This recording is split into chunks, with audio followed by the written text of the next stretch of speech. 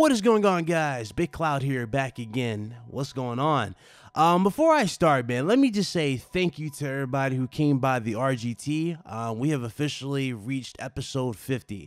It is live on the channel. I just want to say thank you to all you guys for your support, your love, all of that, your best wishes, everybody who comes through every single week and just hits that like button, supports us, all that, you know, whether it be through our Discord, Twitter, or just the actual stream itself. You guys are what makes that podcast so great. And obviously, you know, big shout out and big, you know, thank you to my panel that's always there. Foxy Games UK, you know, my brother Carlos, Titanfall Princess, Meds, Craig Harris. I mean, listen, the podcast is literally nothing without all these components, and you guys are the most important ingredient. So thank you guys so much for making the podcast what it is. And here's the 50 more episodes. All right, thank you. That's for you guys. Now, today's video is going to be pretty much really just going based off of this for one, but also just kind of like I guess the best way to think about it is just my personal opinion, right, on the situation, but also kind of like an in-depth analysis of what's really happening here. There you go. That's the best way I can explain this particular video of what Microsoft is doing. Now, okay. One of the main things that has become a constant meme with Microsoft is the fact that they quote-unquote have no games, which we already talk about. We mention this all the time. Another thing that we talk about is the fact that Microsoft is lacking direction because they're focusing heavily on a service rather than, you know, pretty much focusing on the core audience that buys the console. Instead of focusing on the core audience that buys the console and actually demand the most from them, they're focusing on moving beyond that particular audience and going into different ventures. One particular thing we also heard about too, and this is a rumor, but we don't know if it's true or not, is that, you know, Nintendo is their next target. Now, it doesn't surprise me that they're looking into partnering with Nintendo. I mean, if you think about it, remember, Nintendo was the first one to actually say yes to their whole, you know, claims of crossplay, right? They gave into it very easily. So it kind of makes sense for them to go after Nintendo and actually target the Nintendo Switch. Number one, the Nintendo Switch is one of the new hottest devices out there. Number two, the Switch is just doing ridiculously well, and it's getting ready to even pass the Xbox One in total sales already, and the system's barely been out for 2 years. So that should tell you something. The system as of right now is, I mean, it's crazy. It really is crazy. So I can see why Microsoft would really want to push heavily towards the Nintendo Switch. But one thing that's also interesting about the Nintendo Switch, which a lot of people aren't really discussing, at least not in crazy detail, is this whole online infrastructure. Now, right now, Nintendo's online infrastructure is pretty bare bones. It lacks some of the basics, like the core basics it lacks. With Microsoft now going with, we're supposedly bringing Xbox Live to the Switch and, you know, building their network for them and making it better, I mean, it's only a matter of time until we see what they're going to work on or what they've been working on and what exactly did Nintendo, you know, approve of when it comes to the network. But again, them bringing their games as of right now, you know, to the Switch, you know, again, doesn't surprise me. But what does surprise me is the news that I'm about to breathe to you right now. Now, Microsoft, again, we know for a fact that Microsoft has been brought their games to PC. PC has been their bread and butter, if you think about it, when it comes to just bringing in the, you know, the revenue for the Xbox division. Game Pass has been ridiculously well. You know, it's done very, very well. Well, according to this right here, Microsoft is not only going to be bringing their games to PC still, but as of right now, they're actually looking to bring their games natively to the PC, meaning that you don't need Game Pass. You can just play the games that will be offered on the Windows Store or whatever and play them natively on the PC with no restrictions. No, you know, obviously you can upgrade them, do whatever you want, but you can do these things, and that's what they're focusing on. Again, we knew for a fact that Microsoft wants to be a service, and we knew for a fact that Microsoft wanted to push Game Pass to be the next big thing, to make them the Netflix of gaming, and to potentially, you know, have a bigger force in the actual market. Unfortunately, though, with this news right here, again, it kind of makes it a little different. It actually changes it up a bit. Number one, Game Pass is still available on those platforms, but the fact that you won't even need Game Pass, again, this can be looked at as either good or bad. Now, let me explain that. If you're looking at the situation from a console war perspective and you're looking at it for the actual, like, in terms of like a company, like in terms of their identity, right? Microsoft is in a bad way right now because If you look at the PlayStation 4, if you look at the Nintendo Switch, one thing you can automatically think of is that those platforms have a reason for you to buy, right? There's numerous games out there, there's numerous exclusives, and you know, just tons of incentive for you to invest in that platform. With Microsoft doing this, releasing their games natively on PC without the use or need of Game Pass, this will make the situation that much more dire for them in terms of convincing people what exactly is worth it. Now, there's also rumors going around that at E3 we're going to see 2 consoles from Microsoft. They're going to release the 2 systems. Regardless of that being true or not, we will find out at E3, obviously. But if they're going to show off the new consoles at E3 and they're already, you know, thinking about, and as of right now they're testing this, right, where they're bringing their games to PC natively without Game Pass, I'm telling you right now, a lot of people are just not going to look at it the way you guys think of. Now, streaming games, I know a lot of people were going back on xCloud, and they brought up some good points with Project xCloud. A lot of people thought, well, Ryan, they're not really going to bring the rest of these games to PC, or I'm sorry, to other platforms. They're just going to stream them. Listen, if they're doing this right now, they're releasing it natively on PC, who's to say that Microsoft wouldn't try to cut a deal with Nintendo to bring their games natively to the Switch? Meaning they will build their games for the Switch. I'm telling you, I wouldn't be surprised if Microsoft did this at all. You think about it, Microsoft's after the profit, they're after the revenue, they're out there for the numbers. They're trying so hard to reach more gamers, and that's what they're really trying to do. And by reaching more gamers, this is what they believe is the way of winning, right? Reaching more gamers, they believe that they will be put in a better spot than Sony. Unfortunately, Microsoft fails to realize, and I know a lot of people like to get behind Microsoft and support this, but you guys are failing to realize this, though. At what cost is Microsoft doing this just to get out here with these numbers and reach these gamers? Number one, they're devaluing the actual system. Keyword, the system. If you look at the situation as is, the Xbox is irrelevant and doesn't really need to be purchased if these games are going to be on all your other preferred platforms. If you are a Nintendo dude and you can play all Xbox games, especially if this like translates into them bringing them games natively to Nintendo products, right? If they wanted to do something like that, like later down the road, not immediately, obviously. I'm talking like future plans, right? If they were to bring them natively to the Nintendo Switch, would you really go and invest into an Xbox? No. And with the rumor going around that Microsoft even wanted to bring their games to the PlayStation, which we've already speculated on, which is why a lot of people, including myself, were not really buying this whole crossplay thing, because there's a reason why Sony's not saying okay and not really being, you know, into the whole crossplay thing. The reason why Sony doesn't want to be a part of crossplay is because Sony knows for a fact that that will translate into something else. They don't want their network compromised with the competition. They don't want these things. They want to be separate and have their own thing. They want to continue traditional consoles and be that force in the market and continue to push console gaming as far as it can be pushed, and then eventually upgrade and move on to whatever else might happen with consoles in the future. That's what Sony wants. Like people saying PlayStation Now was basically their xCloud. No. PlayStation Now, Sony doesn't look at PlayStation Now as a platform like xCloud where they're trying to bring it everywhere. They're not looking at it like that. They look at it as just another option for you to play your games. That's all they looked at it as. Microsoft, again, it's all about expanding.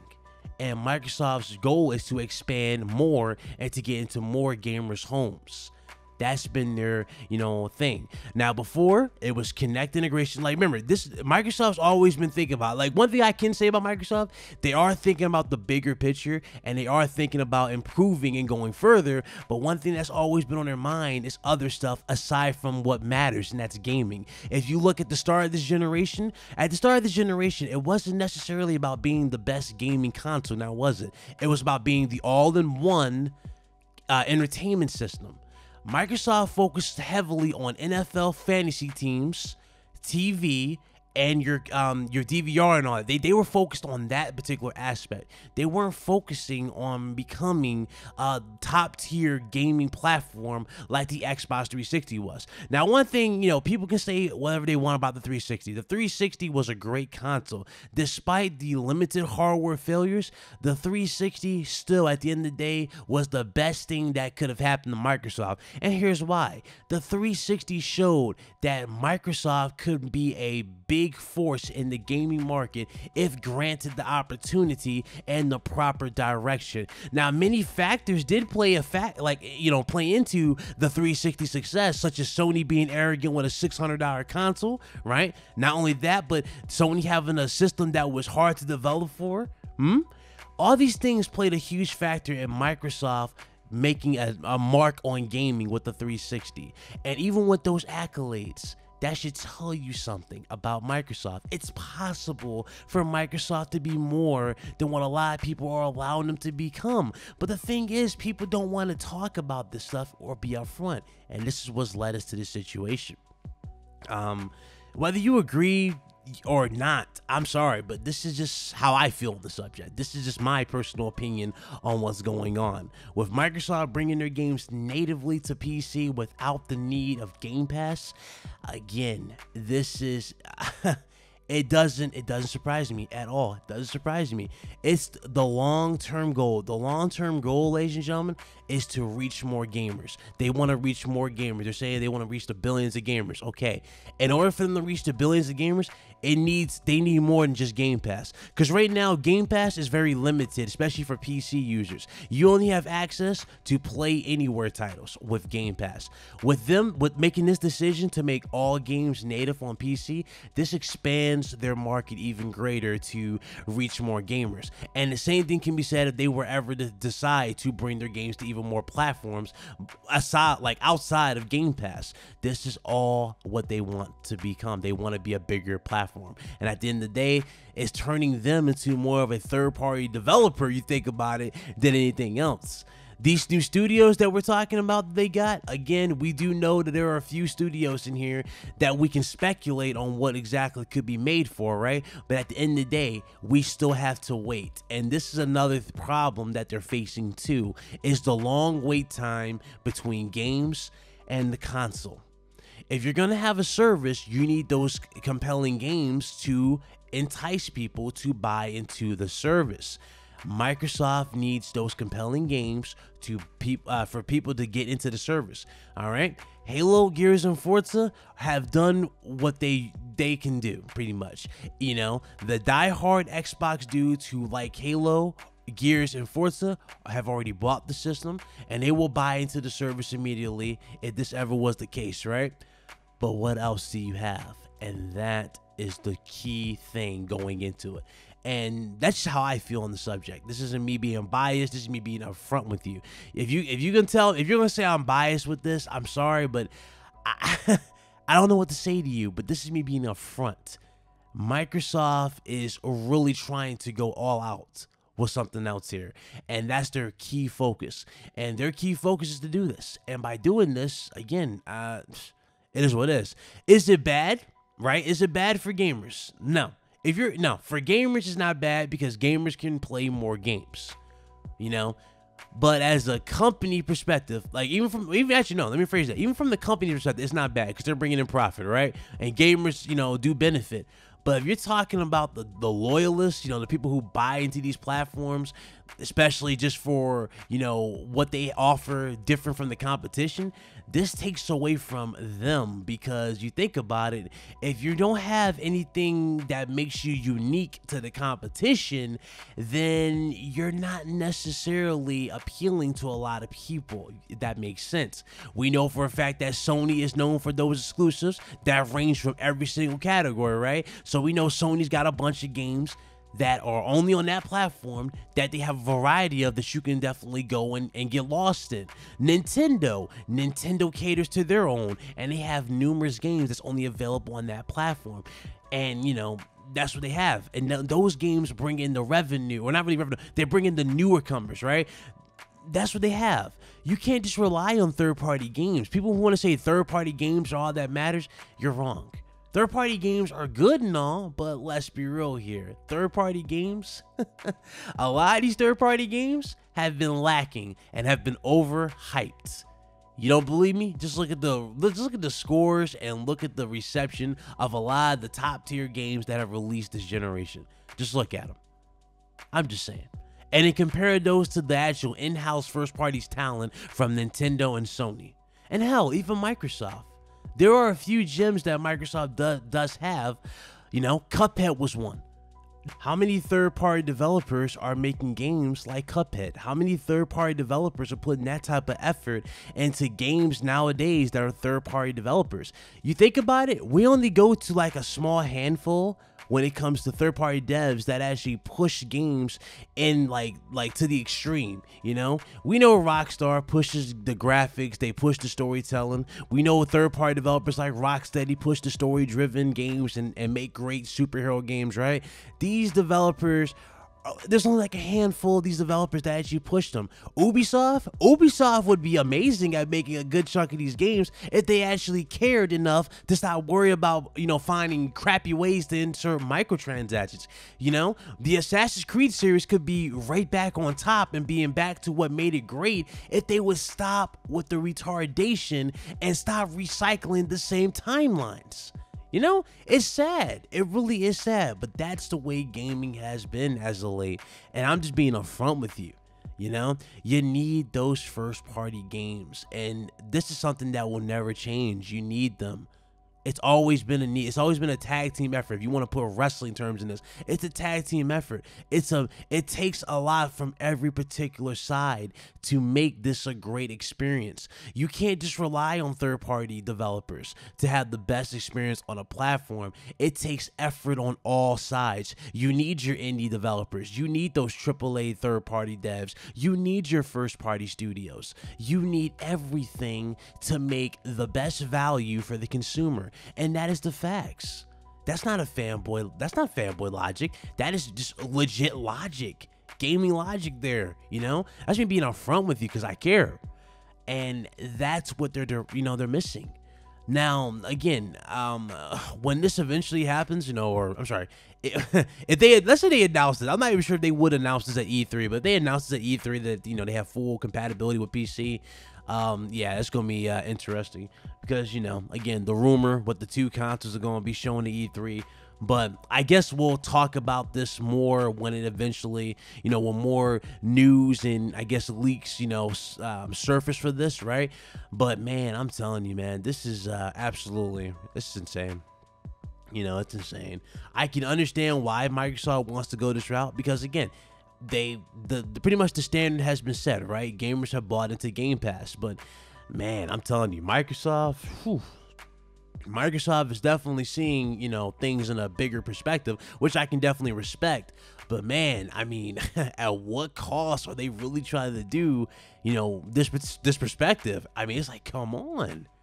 You know, you can't cut out everybody. Like, it seems like they're cutting out their core audience for this, and they want to cut out their core audience just for, you know, a few easy bucks. I mean, it's like, well, what's the point then? You know, what's the point? I remember we were all talking about I mean, it just feels like the 360 was yesterday. I remember we were all talking about limited edition Xboxes, the Gears of War, you know, themed consoles, the Halo edition. Y'all remember that? We were having so much fun with the 360. And yes, we were talking about gaming. Everybody was gaming at least. Sure, people were still fanboying and all that, but at least we were talking about what mattered. We were talking about games. We were having fun with exclusives. We were just talking about gaming and having fun with it. A lot of people are just not having fun anymore, and they're just talking about, you know, absurd things to make the situation try to look better. But really, let's be real here. Let's just stop. It's not working. And for the people saying that this is such a great idea, keep this in mind. To the people who are actually following or actually, you know, listen to these people exclusively and are just like kind of like, you know, I would say pretty much tuning everybody else out, right, who's talking the opposite of this. I want y'all to take this into account. The very same people who told you, who are telling you that this is such an amazing idea and that this is the future of gaming and that this was revolutionary and game changing, etc., etc. These are the same people, mind you, that told you that the Xbox One X was going to win this generation for Microsoft because it had the better version of all multiplats, without taking into account that the Xbox One X launched not only during the time when Sony is at its all-time peak in terms of sales, revenue, and top-tier exclusives.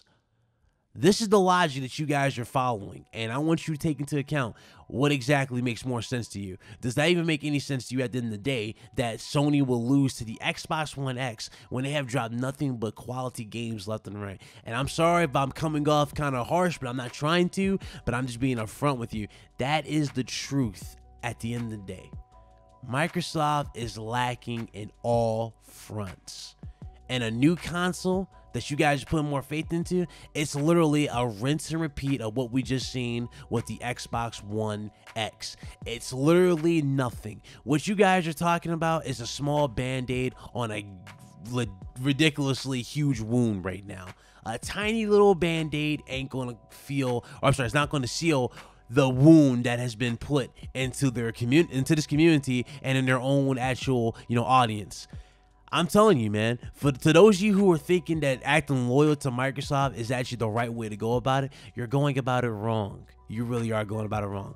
Just for once, take this list, just look at the situation. Stop trying to look at it from a profitable sort of way. A lot of you keep bringing up profit from Microsoft. I see a lot of this everywhere I go. People keep saying Microsoft's making profit. Okay, do you own stocks in Microsoft? Do you own shares in Microsoft? No, you do not. So if you don't own any shares of Microsoft, I think this whole profit argument needs to stop. You are a gamer, a consumer. You bought the product because you want the best value and you want the best experience. And that's what you are entitled to. Any person who claims they're a real Xbox fan that tells you that you're acting a little too entitled is not a true Xbox fan. Every fan, no matter what platform you are on, PC, PlayStation, Xbox, Nintendo, will tell you that you are entitled when you spend $60 on a video game from these companies or $200, $300, $400 on these consoles. You are entitled to the best from that platform, for that manufacturer. At the end of the day, it comes down to brand, right? Microsoft, Sony, right? And Nintendo. Okay, what do you hold these brands to? You hold them to the best. You hold them to the top of the line quality of their name. That's what that falls into.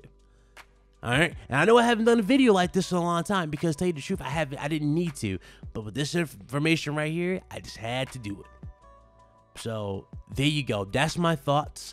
This isn't trying to egg on anybody at all. I'm just being upfront with you, and I think this is probably the longest video I've done in a long time. So enjoy that, ladies and gentlemen. This is Big Cloud Gaming. Hope you guys enjoy. If you did, hit that like button. If I enlightened you, hit that like button. If you didn't, obviously hit the dislike.